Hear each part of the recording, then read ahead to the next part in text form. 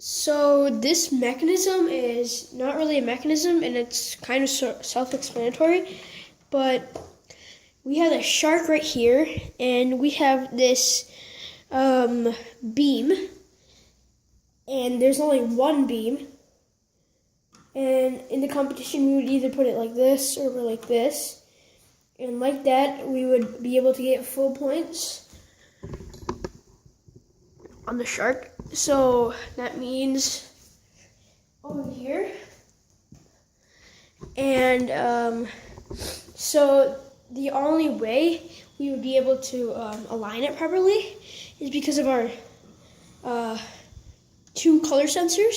They align to both black lines here and here when going forward and coming back. So it's always precise. And that's it for the shark.